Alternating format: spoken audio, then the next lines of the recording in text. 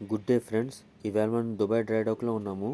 ఇక్కడ మా షిప్తో పాటు చాలా షిప్స్ ఉన్నాయి. మా షిప్ కూడా మొత్తానికి ఫైనల్గా డ్రై డాక్ అయితే ఎక్కింది. ఎలా డ్రై డాక్ ఎక్కింది అన్నది ముందర చాలా వీడియోస్లోను షార్ట్స్లోను కూడా పెట్టానమాట. ఇక్కడ కనిపిస్తుంది ఇదే మా షిప్. ఇది ఇక్కడ కనిపించేది ఫార్వర్డ్ యాంకర్ ఉంది, పోర్ట్ యాంకర్, స్టార్బోర్డ్ యాంకర్. అదే విధంగా కూడా ఇక్కడ మీరు చూసినట్లయితే బౌత్ రెస్టర్ అది కూడా ఉన్నాయి. ఇక్కడ కొన్ని సింబల్స్ చూపెడుతున్నాను మీకు.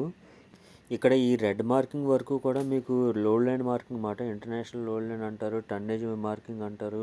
అంటే షిప్ని మనం అక్కడ దాకానే లోడ్ చేయాలన్నమాట. అంతకు మించి మనం లోడ్ చేసుకోవడానికి ఉండదు. అది ఎంఎండి రూల్ కూడా అంతే ఉంటుంది అన్నమాట. అక్కడ వరకు లోడ్ చేసుకుని మనం అక్కడి నుంచే వెళ్ళడానికి ఉంటుంది. అంతకు మించి లోడ్ చేసుకున్నట్లయితే కనుక సేఫ్టీ కాదు అది. అది కూడా మీద వచ్చేసి ఏంటంటే ఫైన్ కూడా వేస్తారనమాట. అందుకని చెప్పి అంతకు మించి ఎవరు కూడా లోడ్ చేయరు. మా వెసల్ టైప్ వచ్చి కంటైనర్ వెసల్ మాట. సో కంటైనర్స్ అంటే మీకు రిఫర్ కంటైనర్స్ ఉంటాయి, నార్మల్ కంటైనర్స్ ఉంటాయి. దీని యొక్క కెపాసిటీ వచ్చి 608 కంటైనర్స్. ఇది సింబల్ ఏంటంటే ఫస్ట్ సింబల్ వచ్చి మా షిప్కి బౌ ఉందని చెప్తూ ఉంది. నెక్స్ట్ సింబల్ ఏంటంటే మా షిప్కి బౌ థ్రస్టర్ ఉందని చెప్తూ ఉంది. సో ఏంటంటే ఈ థ్రస్టర్ ఉండడం వల్ల మేము లెఫ్ట్కి కానీ రైట్కి కానీ పోర్ట్ అండ్ స్టార్బోర్డ్ అంటారు, అక్కడికి ఈజీగా మేము మాన్యువరింగ్ చేయడానికి దానికి పోర్ట్లో పనికొస్తూ ఉంటుంది.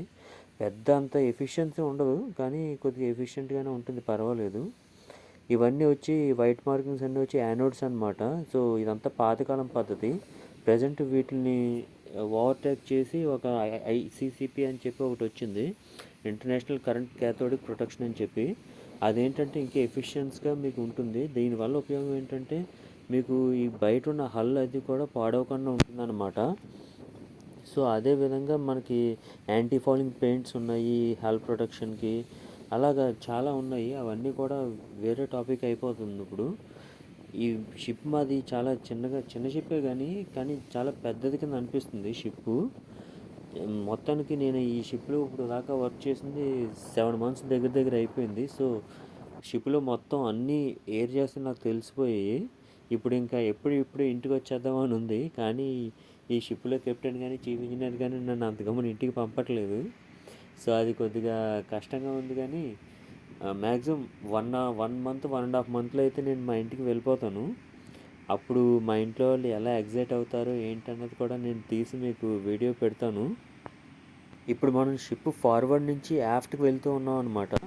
ఇక్కడ యాఫ్ట్కి వచ్చేటప్పటికి ఒక ప్రొపెల్లరు, రడారు ఉంటాయి. మనం ఇంకా అక్కడ దాకా వెళ్ళలేదు. కొద్దిగా ఫాస్ట్గా వెళ్దాం రండి.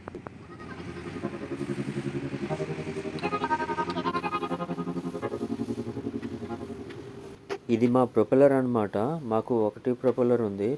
కొద్ది షిప్స్కి అయితే 2 ప్రొపెల్లర్లు ఉంటాయి, జెట్ ప్రొపల్షన్ ఉంటుంది, చాలా టైప్స్ ఉన్నాయి ఇందులో. కానీ ఇది ఏంటంటే మాది ఓల్డ్ షిప్ కాబట్టి 1995 బిల్డ్ కాబట్టి ఈ ప్రొపెల్లర్ ఫిక్స్డ్ పిచ్ ప్రొపెల్లర్ వచ్చింది. అంటే ఈ ప్రొపెల్లర్ ఎక్కడికి కదలదు అనమాట. ఎలా ఉన్న ప్రొపెల్లర్ అలాగే ఉంటుంది. బ్లేడ్స్ అవి చేంజ్ అవ్వడం అవి ఏం ఉండవు దీనికి.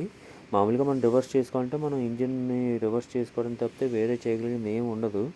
నెక్స్ట్ ఇక్కడ రడార్ ఉండాలి, కానీ అది ఆల్రెడీ మెయింటెనెన్స్కి వెళ్ళిపోయింది కాబట్టి రడార్ లేదు ఇక్కడ.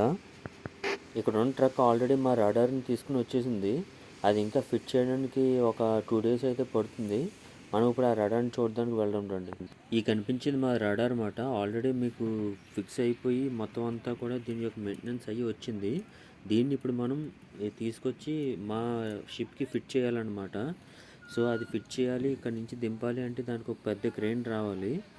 ఆ క్రెయిన్ ఈ రడార్ని ఎలా లేపుతుంది, ఈ వర్కర్స్ అందరూ కూడా ఆ రడార్ని ఎలా ఫిట్ చేస్తారు, ఎన్ని విధాలుగా ఫిట్ చేస్తారు, అసలు ఏం వాడతారో అవన్నీ కూడా నేను మీకు నెక్స్ట్ వీడియోలో చూపిస్తాను. Thank you friends, bye bye.